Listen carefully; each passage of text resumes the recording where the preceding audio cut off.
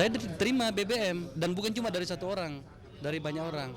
Ini apa ini kan gitu ya, bahwa eh, Abraham Samad itu sampai membanting meja sampai patah gitu kan, karena dia sudah mau menetapkan tersangka dan mau menangkap, ini loh, jadi tersangka dan menangkap eh, 3 orang elit. Yang pesan BBM yang saya terima itu dari banyak orang itu no, Wisma Atlet. Itu cuma 2 orang saja, tetapi ternyata setelah saya cek ke dalam internal KPK mengatakan enggak, 3 orang sebenarnya. Bang, ini pasti bukan hoax ya? Saya telah melakukan konfirmasi ke dalam ke KPK. Saya tidak perlu mengatakan siapa orangnya, tetapi saya percaya sumber saya itu terjadi.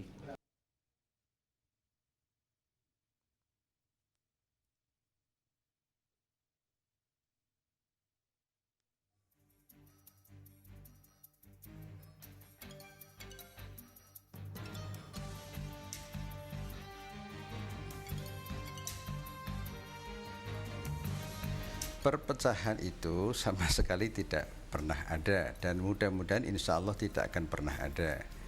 Kemudian yang kedua, anggapan atau berita tentang perpecahan itu bersumber terutama dari BBM yang tidak jelas pengirimnya. Di situ disebutkan bahwa pada hari Senin tanggal 23 Januari ada rapat pimpinan KPK dan sudah ada surat penangkapan kepada Pak Anas Urbaningrum.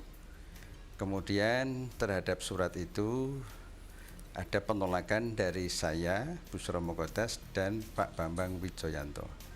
Faktanya yang sebenarnya adalah, pertama, itu tidak benar sepenuhnya. Dasarnya yaitu pada hari Senin tanggal 23 Januari semua warga negara Indonesia mengetahui bahwa hari itu hari libur, hari besar Imlek, tak pantas kami berkantor. Kemudian yang kedua, pada saat itu juga Ketua KPK Saudara Abraham Samad sedang dalam perjalanan dengan pesawat terbang dari Riyadh ke Jakarta setelah menjalankan ibadah umroh. 2 fakta itu kiranya sudah cukup untuk menjelaskan bahwa berita tentang akan ditangkapnya Pak Anas kemudian ditolak oleh saya dan Mas Bambang itu maaf ya, berita yang kualitasnya kualitas sampah.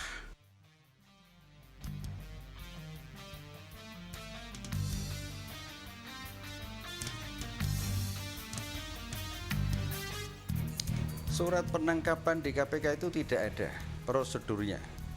Yang ada adalah surat penahanan.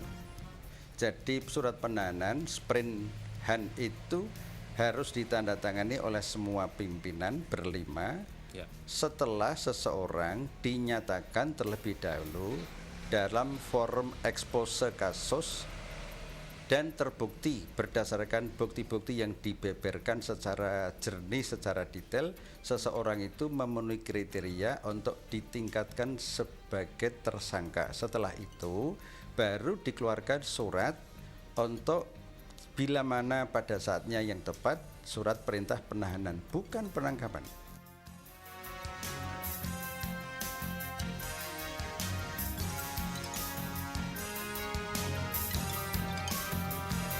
Sama sekali tidak ada tekanan politik. Jadi misalnya ini saya sampaikan, ada petinggi Partai Demokrat tentang status Anas tergantung KPK. Ini kritik saya kepada petinggi Demokrat, seakan-akan status untuk melakukan tindakan kepada Anas secara internal di DPP Demokrat itu digantungkan kepada KPK. Lah ini statement politis, kami tidak akan terpengaruh. Kami nggak bisa ditekan dengan statement dari petinggi Demokrat itu. Ini kritik saya kepada salah satu petinggi itu. Jangan diulang lah model itu.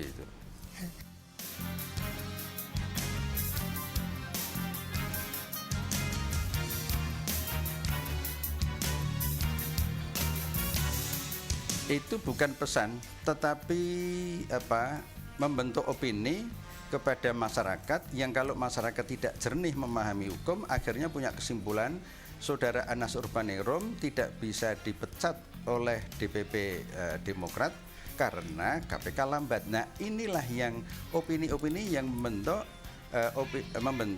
image seakan-akan KPK yang jadi masalah.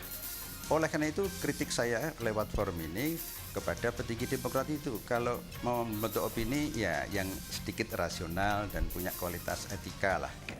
Halo, selamat malam pemirsa, jumpa kembali dalam Forum Today's Dialogue. Saya Kania Sutisnawinata dan saat ini juga sudah hadir bersama saya Pak Ramadan Pohan, Pak Fuad Bawazir dan juga Pak Burhanuddin Muhtadi. Selamat malam Bapak-Bapak. Selamat malam. Terima kasih telah hadir bersama kami di Forum Today's Dialogue. Saya terlebih dahulu ke Pak Fuad. Kalau tadi kita sudah menyimak ada pernyataan dari Pak Faisal Akbar soal pesan BBM mengenai isu perpecahan di tubuh KPK. Pak Fuad sendiri menerima pesan BBM itu? Oh iya, saya kira mungkin ribuan barangkali yang menerima pesan seperti itu ya. Dan begini, memang ada satu ribuan pasti saya menerima, tapi dari seperti sumbernya itu yang kita ingin biasanya ketahui kan memang adalah begitu. Ya kita nggak tahu sumbernya, nggak jelas memang. Kalau Bapak sendiri menerimanya dari siapa? Saya agak lupa juga ya dari mana, karena saya terima juga ada beberapa. Dan saya tahu banyak orang jadi yang sumbernya memang, tidak sama gitu, ada dari beberapa iya, sumber? Iya, ada dari beberapa sumber. Karena kami gitu. ingin melihat sejauh mana sebenarnya validitas dari informasi yang disampaikan oleh pesan BBM itu.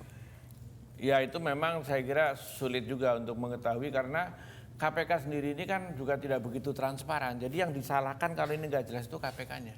KPK-nya yang Ya, salah. misalnya begini, ketika ada komite etik tempo hari ya, mengenai ini melanggar etik atau tidak, waktu itu menyangkut Chandra Hamzah saya kira yang berkunjung bertemu Nazarudin kan, di situ kan ada dissenting opinion. Sebagian mengatakan melanggar, sebagian mengatakan tidak. Tapi siapa yang mengatakan melanggar, siapa yang mengatakan tidak kan kita tidak tahu. Itu harusnya terbuka ke publik atau tidak? Ya harusnya tahu siapa ini yang berpendapat begini, siapa yang berpendapat seperti ini gitu. Itu untuk apa? Artinya untuk apa? Bagi publik sendiri menilai bagaimana sebenarnya para pimpinan ini sikapnya Ya, terhadap... hakim saja mengatakan, bisa Hakim Agung itu kalau nggak sepakat saya berpendapat begini, yang lain ini yang berpendapat begini, berpendapat. Jadi berani, gentle, saya yang berpendapat setuju menghukum ini, yang satu mengatakan ini salah, tidak bersalah. Ini kan semua saling melindungi, tapi semua cari lampu, tapi dibikin kisruh nggak jelas. Kan gitu. ada perpecahan di tubuh KPK. Ini Ya, tapi di level apa? Bisa diperjelas dulu isi dari BBM itu. BBM-nya, pesan BBM-nya masih ada? Kalau boleh BB-nya dikeluarin Pak? Saya nggak bawa kan, biasanya kalau ke TV suruh dimatiin, jadi saya tinggal gitu. Jadi tapi tidak... intinya, saya tinggal. Tapi intinya ya mengatakan bahwa ini menyangkut masalah persoalan yang kaitan dengan Wisma Atlet gitu ya. Intinya itu bahwa Pak Abraham Samad intinya itu berbeda pendapat, berseberangan dengan Pak Busro dan Pak Bambang Wijoyanto. Intinya seperti itu opini ini. Karena kita juga melihat berbagai macam kejanggalan, info ini bisa benar bisa tidak, ya. Tapi itu laku dijual. Laku dijual. Karena ada kejanggalan-kejanggalan selama ini. Terkait Misalnya dengan bagaimana pengungkapan kasus itu yang dilakukan iya, oleh... Karena ukurannya kan selama ini ya, keberhasilan KPK ini kan ada ukurannya yang diharapkan oleh publik, termasuk waktu fit and proper test itu. Masalah Bank Senturi, Wisma Atlet, ya kan, cek pelawat. Itu tiga inilah ukurannya ini akan berhasil apa tidak ya. Oke. Dimana publik itu juga sudah merasa kok kayaknya banyak bener, katanya bukti cuma 2 ini kok kayaknya udah banyak begitu kan. Saya beralih dulu kalau tapi begitu ke Pak Ramadan ya. untuk menanggapi. Anda setuju bahwa ukuran keberhasilannya 3 kasus itu? Ukuran keberhasilan dari KPK. Ukuran keberhasilan dari ya, KPK. Dari kasus-kasus yang ditanganinya begitu. Dan kalau kita merujuk kepada... Jadi Anda tidak sependapat begitu dengan ini? Ini fit and proper test loh ya, saya merujuk ke situ. Oke. Kalau saya sederhananya bahwa kalau fit and proper test mungkin ukurannya bisa yang lain lagi, tetapi bahwa ukuran dari keberhasilan KPK adalah menyelesaikan kasus-kasus yang ditanganinya. Ya, seperti kasus Senturi ataupun kasus apa, semua kasus yang ditanganinya. Dan kami di Demokrat percaya terhadap integritas KPK, independensi KPK, profesionalisme dari KPK kami percaya. Dan itulah sebabnya kami sepakat dengan Pak Busro untuk jangan ada siapapun dan pihak manapun yang melakukan intervensi ataupun tekanan-tekanan terhadap KPK. Biarlah KPK yang menentukan siapa yang diperiksa dan siapa yang tidak diperiksa, kapan mau diperiksa. sepenuhnya itu dari KPK. Oke, sebelum saya ke situ tapi saya ingin tanyakan dulu ke Pak Ramadan sendiri menerima pesan BBM itu? Enggak itu gitu. Nggak terima? Nah, makanya saya juga agak iri juga kalau Coba saya boleh lihat BB-nya? Pak Fuad menerima sampai ada 3 atau lebih begitu ya. Saya Anda sendiri nggak. tidak menerima? BB tersebut enggak. Pernah membaca mungkin dari Ya sumber paling lain?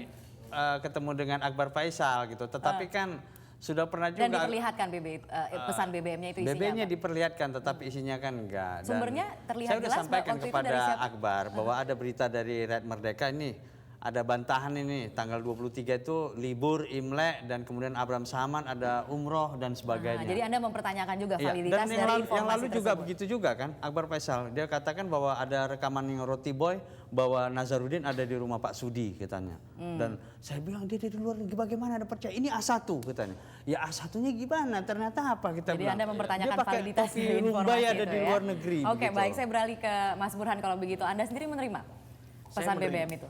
Saya menerima. Dari beberapa sumber BBM atau Group, ya. Dari BBM Group. Dari BBM Group. Cuma udah hilang ya, karena saya sendiri dari awal, pertama dari sisi validitas SMS, tentu kita punya hak untuk mempertanyakan.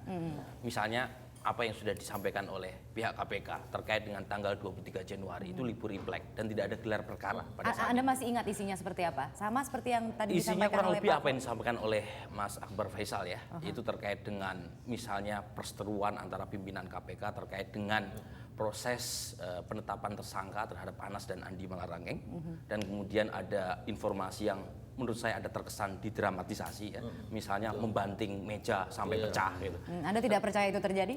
Kalau dari sisi kelebayan informasi mungkin terlalu Terlalu dramatisasi. Tetapi ada substansi yang mungkin ingin kita telaah, yaitu soal perbedaan pendapat. Dan menurut saya ini wajar ya. Apakah Jadi perbedaan pendapat itu memang jelas begitu yang terekam dalam isi dari isi pesan Oh, iya. BBM itu bahwa di Dan level pimpinan begitu ya. Dan yang memang terjadi. terus terang aja ini ada Oke. opini ya. Opini saya kira itu opini cukup luas ya di kalangan politisi elit gitu ya.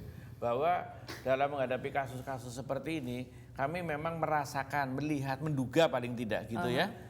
Tidak begitu kompak pimpinan KPK. Tentu kebiasaan satu pimpinan mengatakan kami kompak. Nah saya kira harus mulai agak lebih transparan muncul supaya yang jelas sebetulnya, jangan yang mempunyai pendapat sebetulnya ini jangan dulu, ini tidak, ini begini, itu berlindung dengan mengatakan kami kompak, berlindung kepada orang yang mengatakan si A. Ini yang satunya atau sebaliknya yang ini berlindung kepada yang B. Saya kira sudah mulai harus jelas ketika masalah-masalah yang serius di mata publik, ya.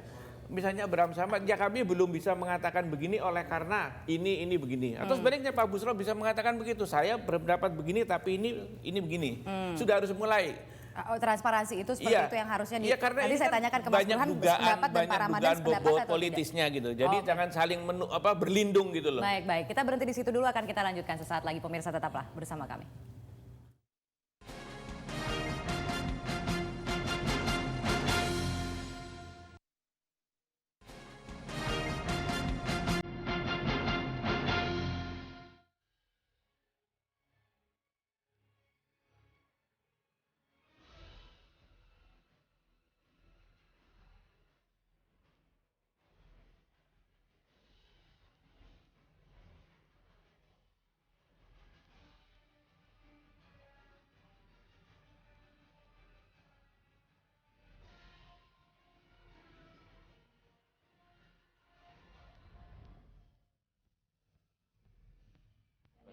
Kembali bersama kami di Forum Today's Dialogue, saya kembali melanjutkan ke Pak Fuad. Jadi anggaplah Pak Fuad bahwa sumber dari informasi BBM tersebut Anda yakini adalah valid begitu ya? Anda meyakini bahwa memang ada perpecahan walaupun tadi dikatakan oleh Pak Busro tidak, kami solid. Oh ceritanya itu ada begini, hari libur, hari itu menurut saya itu lebay dan bohong lah cerita itu. Kan itu kan hari libur, hari ini apa namanya itu banting meja, itu saya nggak percaya. Terus terang aja. Ada fakta-fakta lain yang menunjang keyakinan Anda ini Pak Fuad? Pertama, waktu pimpinan rezim yang lama dipimpin Pak Busro, sohib saya yang baik itu, jujur dan lempeng itu, memang nggak ada prestasi, terus aja nggak ada kemajuan. Iya kan?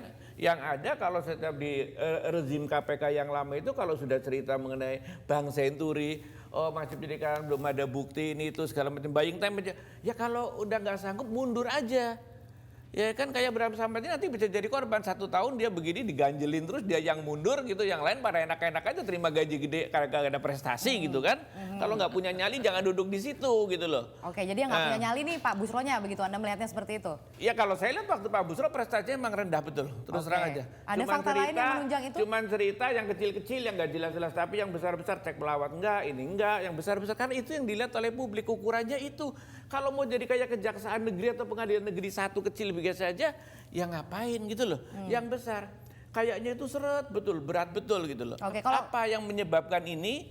Ya kan karena kalau ngelihat dengar dari para ahli hukum, wah itu sebetulnya harusnya sudah maju gitu. Saya orang awam dari bidang hukum. Tapi kalau saya ngelihat kasus Senturi, ya itu mah data yang dari sana aja menurut ukuran saya udah ceto welo-welo. Tapi udah jelas gitu. Tapi ketika di situ ada masalah yang begitu lincah gitu. Jadi waktu mau ada pengurusan KPK terus terang aja ini saya mungkin agak rude kasar gitu ya. Saya tanyakan sama kawan-kawan DPR. Ketuanya jangan diganti, Pak Busro kan orang baik, nggak berprestasi, mesti dihukum, turunin nggak jadi ketua. Kira-kira jawaban kawan-kawan DPR gitu. Saya tanya, Pak Yunus Husin kan orang baik, saya kenal baik juga. Saya nanya nih banyak orang nih anggota dewan. Waktu jadi ketua PPATK juga seret tuh, agak ngeluarin data mengenai Senturi, ngapain ini gitu. Jangan Jadi diangkat. dengan sejumlah, Jadi memang ada pertimbangan gitu loh.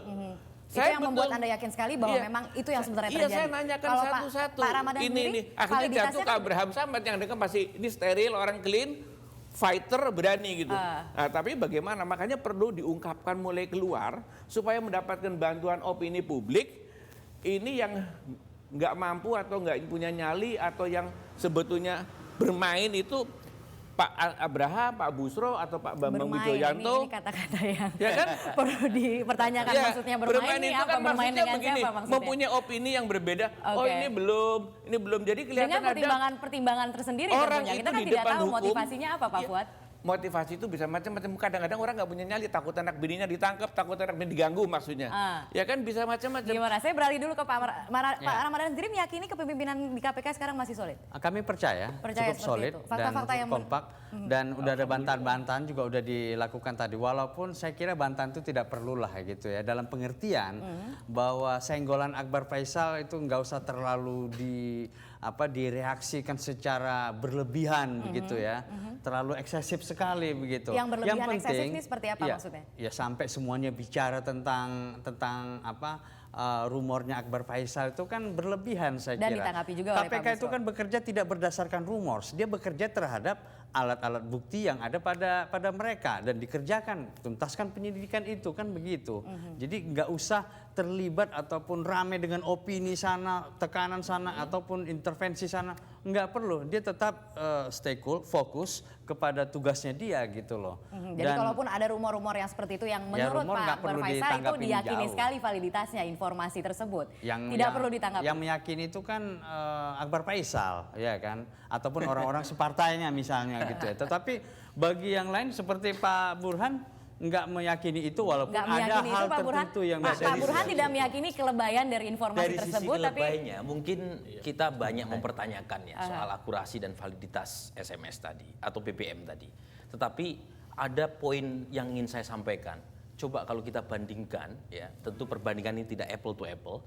Itu di KPK jilid pertama hal-hal semacam ini tidak muncul karena legitimasi approval rating terhadap KPK masih tinggi.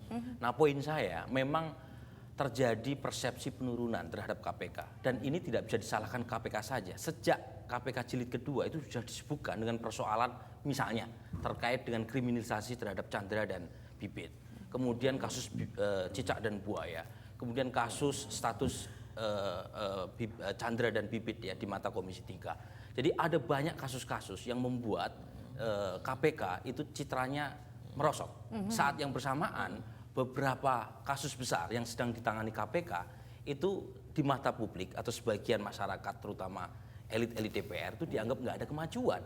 Jadi hal-hal semacam ini yang kemudian menimbulkan ya prasangka-prasangka yang mungkin secara empiris nggak benar meskipun secara logis ada kaitannya gitu loh. Jadi saya memisahkan antara kebenaran logis dengan kebenaran empiris. Oke. Secara logis apa yang disampaikan oleh BBM tadi itu ada benarnya. Secara logis ya. Tetapi secara empiris belum tentu seperti itu.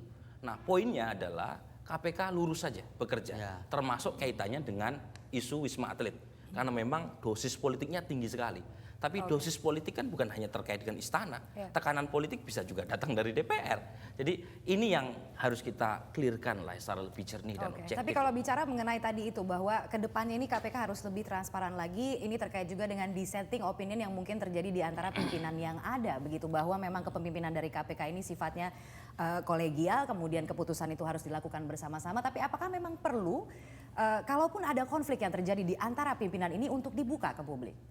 Ya tentu ada plus minusnya ya. Plusnya apa yang disuruhkan oleh Pak Fuad tadi soal misalnya dissenting opinion dan disampaikan siapa yang sepakat maupun yang tidak sepakat. Itu membuka lebih luas bagi hak publik untuk mengetahui alasannya apa, mengapa dia mengambil sikap seperti ini atau seperti itu. Gitu. Nah, alasannya ini kan tidak jelas begitu bahwa kemudian ada karena tidak informasi yang terbuka bocor seperti itu. Motivasi dari mengapa mereka mungkin KPK juga punya alasan yang masuk akal, misalnya terkait dengan agar proses yang sedang mereka kerjakan tidak tercium keluar sehingga malah menyulitkan. Jadi memang ada plus minus, tetapi kalau kita lihat pengalaman di MK itu kan jelas kalau ada dissenting opinion posisinya juga disampaikan secara clear ya. Tetapi apakah MK dengan KPK punya hal yang bisa kita komparasikan secara apple to apple? Tentu saja masing-masing punya ini ya, punya dasar tapi karena sendiri. publik itu punya ekspektasi yang begitu tinggi terhadap kasus-kasus berat seperti itu, ya. Dan katanya kalau kolegial, nanti kalau 1 tahun ini tidak berprestasi dengan bagus, Abraham Samad itu keluar, saya pikir yang 4 harusnya konsekuen kolegial keluar semua, ya kan? Jangan ini keluar, kalau keluar dia ketawa-ketawa nongkrong aja di situ tanpa yang berjanji prestasi. pada waktu itu kan cuma Pak Abraham, yang lainnya kan tidak berjanji seperti karena itu. Karena itu perlu dibuka kalau ini sudah menyangkut masalah titik-titik kritis. Ini saya pendapat begini, yang ini begini. Jangan selalu menutupi pura-pura semuanya kompak padahal tidak kompak, nanti satu keluar yang lainnya kagak keluar. Lu katanya kolegial keluar semua dong misalnya 1 tahun. Kan seperti itu. Tapi kalau transparan kita jelas publik akan memberikan opini menghajar ini tanda petik atau menghajar itu. Publik itu perlu tahu masalah-masalah. Publiknya maksudnya publik yang mana nih? Loh, publik masyarakat seperti soal Chandra Hamzah dan Bibit itu kan ada intervensi publik memberikan pembelaan sehingga kemudian sampai di deponering sampai segala macam itu kan. Gimana, itu publik harus tahu. Misalnya soal kasus yang tadi diangkat oleh Pak Busro ya, soal tekanan beberapa elit Partai Demokrat ya, yang seolah-olah mengirim sinyal atau pemahaman atau tafsir kepada publik kalau misalnya ya KPK tidak segera mengambil keputusan terkait dengan status Anas, maka seolah-olah nasib Demokrat tersandera oleh KPK. Kira-kira seperti itu. Nah, menurut saya kalau kita membaca dari perspektif orang Demokrat, menurut saya memang tidak ada ruang untuk melengsarkan Anas kalau status Anas belum tersangka. Itu sudah ada hukum acaranya dalam klausul baru yang ditetapkan oleh Partai Demokrat di Rakornas tahun 2011. Nah, kalau kemudian KPK tidak mengambil sikap gitu ya, keputusan terkait dengan status Anas. Anas sekarang tersangka, apalagi tersangka, saksi aja belum gitu ya. Jadi ini memang dilematis. Di satu sisi KPK tidak boleh ya bekerja atas nama tekanan maupun ya tuntutan dari pihak luar. Tapi di sisi lain Partai Demokrat juga sangat berkepentingan atas ketetapan KPK apakah Anas terlibat atau tidak. Nah, saya kira itu yang sangat krusial, terutama terkait kalau dengan BBM ya, masalah status tersangka buat Anas dan Andi yang kira-kira masih menjadi. Oke, nanti saya minta tanggapan ke Pak Ramadan, tapi kita harus break terlebih dahulu. Kita harus ikuti beberapa informasi dalam headline news berikut ini. Sesaat lagi kami akan lanjutkan perbincangan ini. Tetaplah bersama kami.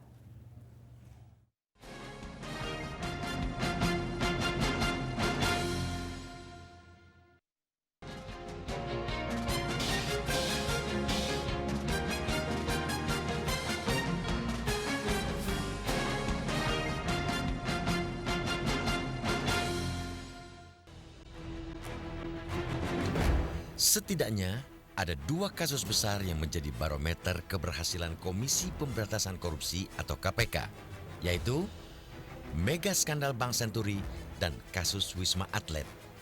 2 kasus itu dijadikan barometer karena langsung atau tidak langsung terkait pusaran kekuasaan saat ini. Tugas utama KPK atas 2 skandal itu ialah mengurai benang kusut korupsi yang kian menggurita dan menyeret pihak yang bertanggung jawab ke pengadilan. Karena itu, KPK mesti fokus bekerja. Akan tetapi, sejak dilantik pada 16 Desember 2011, KPK di bawah kepemimpinan Abraham Samad masih doyan menebar janji. Janji akan ada tersangka baru dalam kasus Wisma Atlet. Janji bahwa kasus Bank Senturi ditingkatkan ke penyidikan. Sejauh ini, janji itu hanya pepesan kosong. Adalah benar bahwa KPK sudah menetapkan mantan Deputi Gubernur Senior Bank Indonesia, Miranda Gultom, sebagai tersangka kasus suap cek perjalanan yang mengalir ke DPR pada tahun 2004.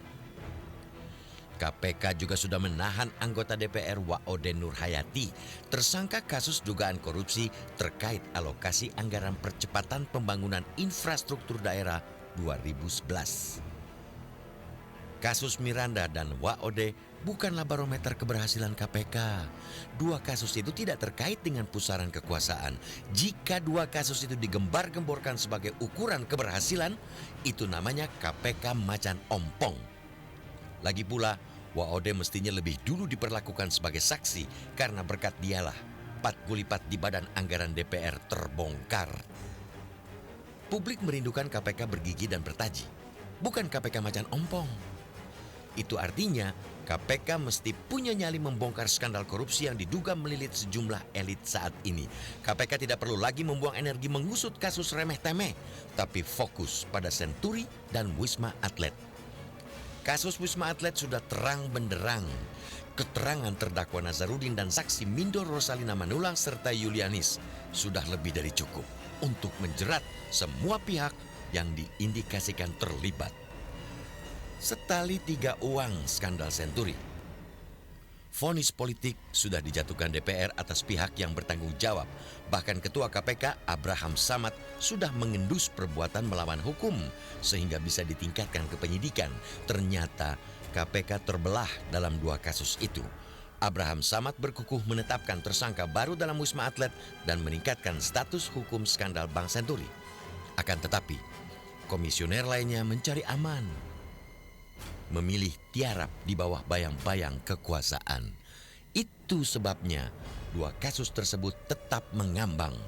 KPK membutuhkan 5 pemimpinnya mempunyai nyali yang sama. Sebab keputusan lembaga superbody itu bersifat kolektif dan kolegial. Tugas berat Abraham Samad ialah memasang gigi dan taji kepada komisioner lainnya sehingga tidak mengubur asa publik.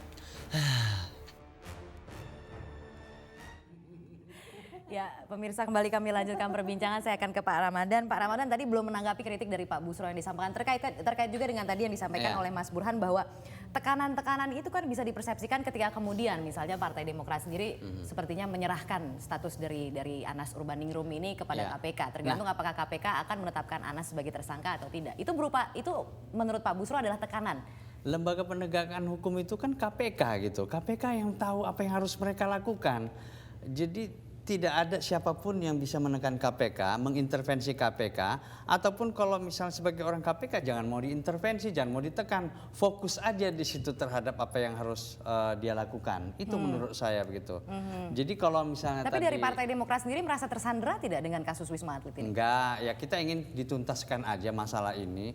Karena dari yang ada itu kan peradilan opini ya. Kami diopini bahwa ketua umum kami diopinikan salah padahal tersangka aja enggak, saksi juga enggak, terperiksa juga enggak. Tapi dari gitu konstruksi BAP-nya sendiri dari kasus Wisma Atlet ini kalau kita dengar keterangan di persidangan Nazar misalnya kan begitu banyak kemudian penyebutan atau apapun namanya di dalam persidangan itu kan belum bisa kita katakan sebagai fakta hukum yang didukung minimal 2 alat bukti di sana.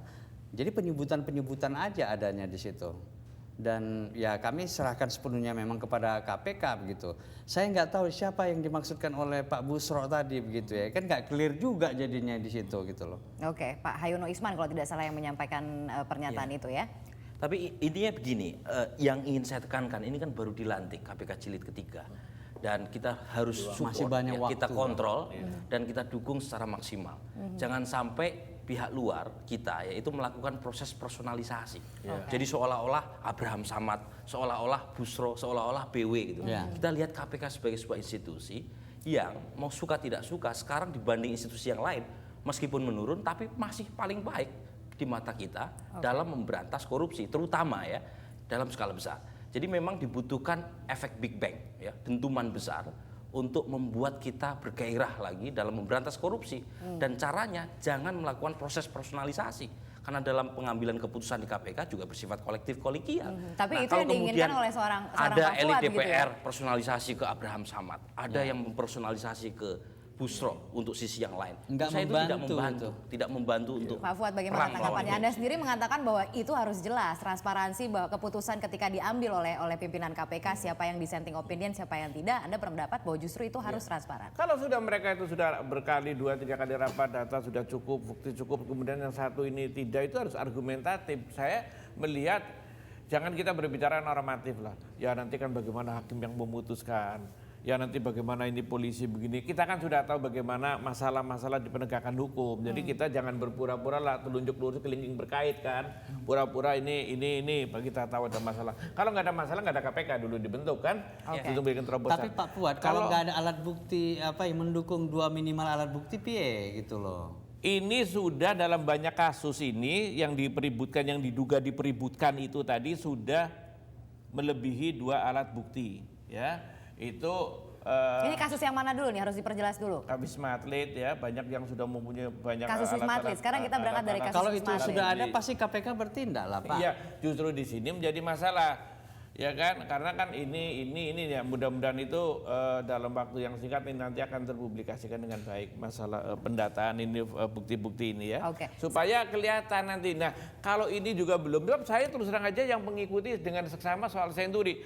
Kalau masih rezim KPK yang lama dan sampai sekarang masih sama, penyelidikan, masih dalam penyelidikan, itu sampai kiamat nanti gajinya habis juga begitu-begitu aja periodenya Oke, habis itu kasus gitu Senturi, loh. nanti kita akan bahas di segmen Iya. berikutnya. Tapi kasus Wisma Atlet ini pun juga ditunggu-tunggu seperti itu. Iya, Kan? Jangan-jangan makanya- juga nanti sampai akhir zaman belum juga Kalau terungkap. nanti kayak begini terus sudah mulai harus dibuka supaya publik memberikan penilaian. Oke. Oh ini yang begini, ini faktanya saya berpendapat begini karena begini, ini berpendapat begini. Karena perlu bantuan publik ketika masalah itu menyangkut Oke. orang-orang penting atau berkekuatan penting. Jangan satu orang dikorbankan, yang lain yang berpendapat itu tidak tegas, terlindungi. Oh kami kompak.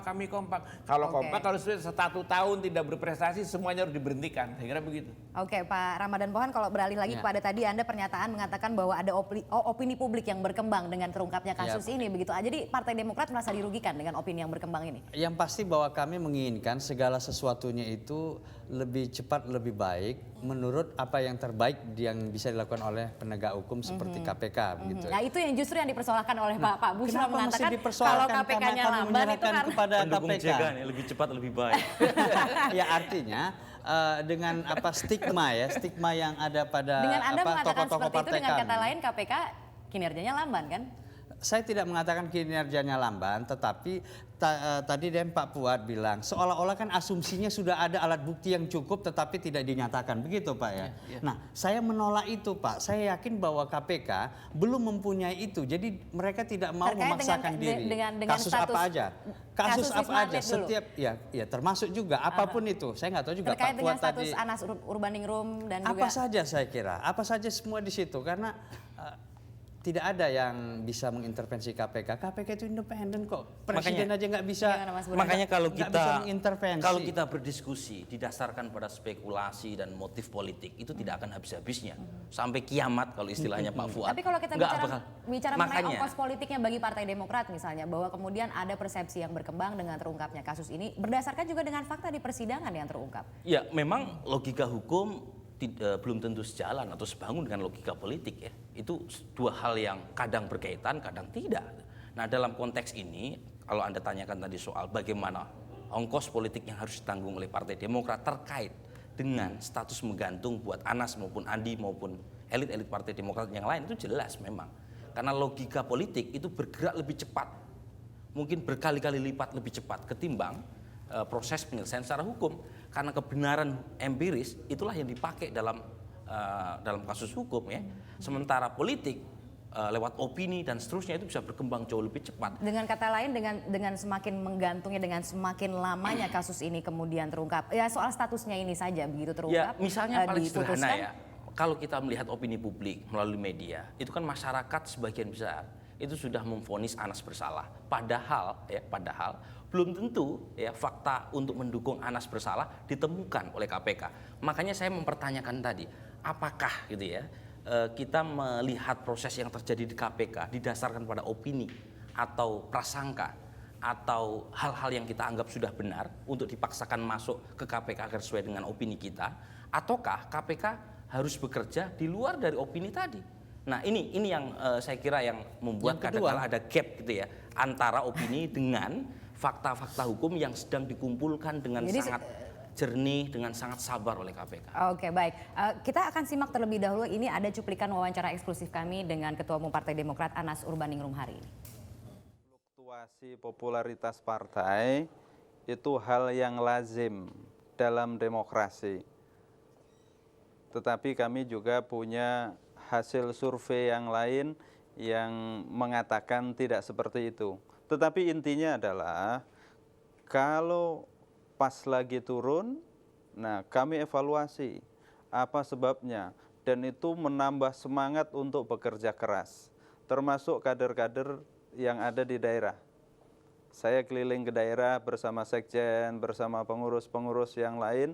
Saya menemukan kenyataan betapa Partai Demokrat itu sungguh berkembang di daerah-daerah. Respons publik bagus, ya. Dan Indonesia ini kan kumpulan dari daerah-daerah. Kalau daerah-daerah Partai Demokrat berkembang, berarti secara nasional Partai Demokrat juga akan berkembang. Dan kami optimis untuk itu. Intinya adalah bahwa kami ingin pemerintah Pak SBY ini berhasil karena kami sebagai partai pemerintah.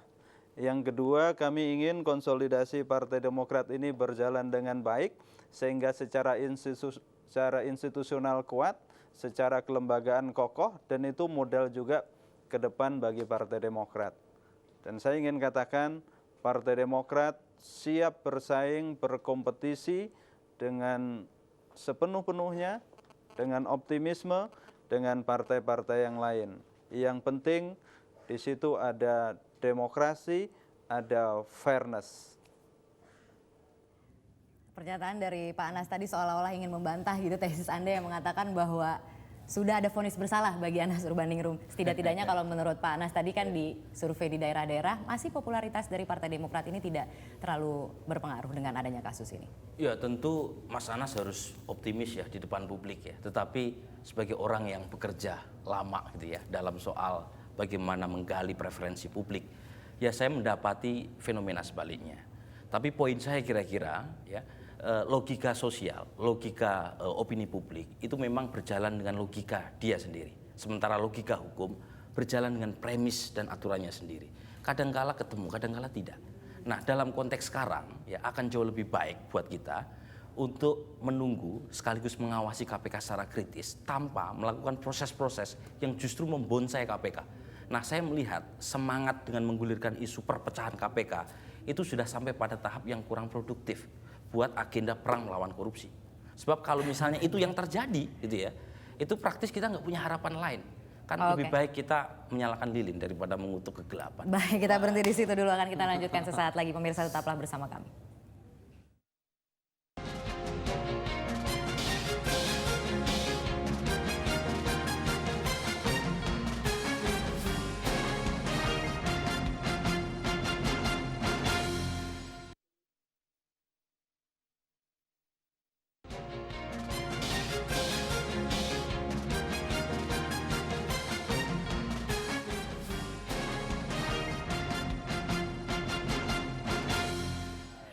Kembali bersama kami di Forum Today's Dialogue. Pak Fuad, tadi Anda sempat berkomentar soal kasus Senturi yang sampai sekarang ini kan memang belum ada terlihat ada ujungnya begitu. Ini mau sampai kemana kurang lebih seperti itu. Tapi yang Anda harapkan ujung memang ada pernyataan dari jubir KPK Johan Budi yang mengatakan bahwa kasus Senturi ini akan ditingkatkan ke penyidikan begitu dalam waktu dekat ini. Bisa ditingkatkan ke penyidikan. Nah, yang Anda harapkan sendiri apakah memang kalau memang belum ada cukup bukti untuk mentersangkakan seseorang dalam kasus ini, mengapa harus didorong untuk segera dilakukan? Tugasnya KPK itu memang setelah menerima bahan-bahan dari DPR itu untuk melakukan satu penjabaran lebih lanjut, ya, bukan seperti yang saya dengar pada rezim KPK yang lalu itu setiap kali ketemu dengan tim pengawas malah seperti jadi politisi. Ini kan demi menyelamatkan ekonomi. Jadi tidak mengerjakan pekerjaannya dalam membuktikan secara hukum, tapi memberikan opini seperti itu. Jadi kelihatan ada yang nyetir. Kelihatan ada yang nyetir ini siapa Nah, ya? kalau yang punya siapa? kepentingan Begini, agar tidak terungkap. Kalau orang berperkara saja masih di tingkat polisi, tingkat jaksa, tingkat pengadilan, apalagi tingkat KPK itu, semua orang mencoba intervensi. Dan semua orang akan mengatakan tidak, saya fair saja, saya tidak intervensi. Semua yang mengatakan seperti itu sudah normal, jawaban normatif. Yang intervensi, yang punya duit, yang punya jaringan, yang punya family, yang punya ini, itu biasa melakukan semua upaya mendekati polisi, jaksa atau hakim atau KPK, penyidik dengan berbagai macam, dengan cinta kayak ada yang dengan Tapi duit, harapannya KPK ini kan beda. Harapannya tadi kan juga dikatakan oleh Mas harapannya Burhan beda, bahwa tapi karena ini yang ditanggung masalah-masalah yang berat memang, ya, maka uji cobanya, gangguannya itu juga semakin berat. Kalau Anda tanya semua kan mengatakan, oh kami tidak fair, kami semua itu namanya juga invisible, tidak kelihatan kan. Tetapi kan kita bisa merasakan, ya. Karena itulah saya perlu mengatakan bahwa sudah harus mulai untuk perkara yang besar ini ada bantuan transparansi kepada publik, ya, dalam masalah-masalah ini. Panggil KPK itu oleh Komisi 3 DPR. Komisi 3 DPR mengatakan disiapin bahan. Ini menurut ini buktinya ini lebih dari 2, yang ini begini, ini begini, gini, gimana pendapat satu-satu ditanya. Sudah memenuhi syarat apa tidak? Dibuka di situ, dipaksa untuk menjadi transparan. Nanti siapa akan kelihatan itu dari 5 pimpinan KPK yang gagap sama yang 7 sama enggak, sampaikan bukti. Dan Komisi 3 mendapatkan data seperti ini relatif itu mudah. Tapi harus tahu tekniknya, dikonfrontasi. Ini Baik, bukti Ramadan. si fulan gitu loh. Jangan pura-pura rapat tersendiri nggak jelas. Yang jelas bahwa DPR ya tentu tidak bisa melakukan pro justisia ya. Jadi harus dipisahkan juga Pak Fuad gitu loh. Ya Pak Fuad ini kan bersemangat, tapi terlalu bersemangat, tetapi jangan sampai menabrak asas praduga tak bersalah di situ. Menanyakan itu hak rakyat, wakil rakyat menanyakan itu tuh boleh. Ini ada begini, yuk pendapatnya gimana, ditanya, disanggah, oh ini betul apa tidak. Mesti begitu. Selama ini di tim Wasenturi kita melakukan hal seperti itu Pak Fuad. Iya, dibikin terbuka sekarang di Komisi 3 mengenai ini, nanti jawabannya kayak apa. Karena selama ini itu menurut saya dari pertemuan saya kan suka dengerin cerita, pagi tanya, malam tanya lagi, bagaimana jawabannya gini. Saya bilang, Begini Pak Fuad ya, prinsip transparansi penting untuk meningkatkan kegairahan dan optimisme publik. Tapi jangan sampai terjatuh pada bentuk intervensi yang lain juga terhadap proses penegakan hukum yang sedang berjalan di KPK. Tetapi yang ingin saya kedepankan soal isu yang belakangan muncul ya, terus terang ini kan baru diangkat mungkin sekitar sebulan ya, dan muncul isu yang terus terang cukup merisaukan kita ya. Personalisasi. Ada personalisasi terhadap tokoh tertentu, pimpinan tertentu di KPK, kemudian ada juga isu yang secara langsung memang menunjukkan gitu ya, lepas dari kelebayan informasi entah lewat BBM atau SMS tadi, tapi secara umum memang menunjukkan ada persoalan yang perbedaan di dalam internal yang kemudian bocor keluar. Dan kemudian pihak lain bisa mendramatisasi seolah-olah ada hal yang jauh lebih krusial di dalam. Bertemu dengan ini tuntutan publik yang makin besar kepada KPK untuk menyelesaikan kasus-kasus besar. Efek Big Bang, kasus Nunun, cek pelawat, kasus Senturi, kemudian kasus Wisma Atlet, ya. Kasus-kasus yang memang menunggu ya penyelesaian dan publik betul-betul sangat ini lama-kelamaan bisa kehilangan kesabaran. KPK dibentuk, jangan persis, salah. persis. Oke, kita berhenti di situ dulu, akan kita lanjutkan saat lagi. Pemirsa tetaplah bersama kami.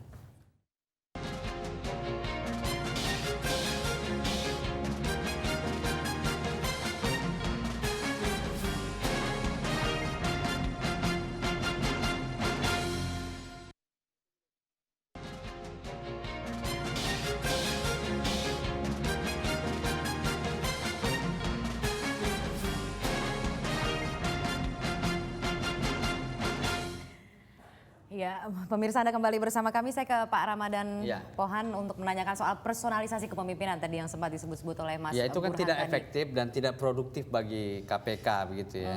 Dan sehingga yang sibuk itu adalah opini, peradilan opini, stigma begitu ya. Tapi Anda melihat bahwa personalisasi kepemimpinan yang terjadi setidak-tidaknya sekarang ini di awal-awal masa kepemimpinan mereka ini memang akhirnya membuat friksi yang terjadi menjadi sesuatu yang wajar? Itu tidak perlu terjadi ya. Apakah personalisasi yang seperti itu tidak perlu terjadi menurut saya. Tetapi kan kembali kepada KPK-nya. ya jangan mau dong untuk larut di dalam permainan opini tadi yang udah dengan secara baik digambarkan oleh Burhanuddin Muhtadi tadi. Tapi itu menggambarkan begitu kepemimpinan yang terjadi saat ini di antara 5 pimpinan itu, artinya Kami percaya bahwa KPK masih kompak, masih solid dan masih profesional. Kami percaya begitu. Dan ketika kami mengatakan menyerahkan sepenuhnya KPK untuk melakukan apa yang terbaik, apa yang memang layak untuk dilakukan, itu bukan bagian dari intervensi, itu bagian dari pengharapan kami kepada KPK begitu. Pak Fuad? Kalau saya rasa mungkin mereka masih perlu penyesuaian di antara mereka supaya lebih kompak. Tapi kalau bahwa sekarang ini di antara Terlalu mereka dini untuk menilai, Pak Fuad, begitu artinya Anda sendiri kan sudah punya ya, keyakinan tersendiri gitu kan? Bukan terlalu dini juga, tapi sudah setengah-setengah lah gitu. Setengah-setengah nih maksudnya gimana setengah-setengah? Maksudnya itu sebetulnya kalau mereka mempunyai persepsi yang cepat disamakan, seharusnya udah. Justru itu yang saya diperlukan dibantu, karena saya mempunyai keyakinan diam-diam itu ada intervensi. Tidak ada orang yang akan mengaku diintervensi maupun mengaku intervensi. Saya itu kalau di pemerintah dulu ya, diintervensi terang-terangan nih sama IMF dan Bank Dunia, you have to do this, you must do this. Intervensinya tuh seperti apa itu gitu? You have to do this, tapi Nggak, kalau yang saya sekarang sebagai terjadi pejabat akan mengatakan, oh tidak ada intervensi. Yang intervensi juga bilang, oh itu kemauan pemerintah Indonesia sendiri. Itu sudah standar. Di sini kejahatan bisa bermain karena masing-masing menutupi kan begitu. Di sini pun saya terus terang aja, hati nurani saya juga mengatakan bahwa ini memang ada yang kurang beres. Ada yang, tapi mungkin kita beri waktu karena relatif juga masih baru gitu ya. Kita beri waktu. Jadi personalisasi kepemimpinan yang terjadi mungkin dengan pesan-pesan BBM Cuman itu. kalau tidak, intervensi ini perlu dikonter dengan intervensi lagi yang saya katakan, yaitu mulai mereka terbuka. Oh, publik tahu yang ini pendapatnya begini, yang ini pendapatnya begini, supaya ada keseimbangan dari intervensi yang tidak kelihatan tadi dikontrol oleh intervensi yang visible dari publik. Oh ini begini, yang ini mesti begini, mesti begini. Baik. Jadi jangan terus semuanya berlindung dengan intervensi apa dari publik? ketidakjelasan. Artinya kalaupun ketahuan terus apa begitu? Artinya yang Anda harapkan publik ada bisa penilaian begitu? dicopot si fulan, si A, si B itu dicopot. Berujung ke pencopot. Baik.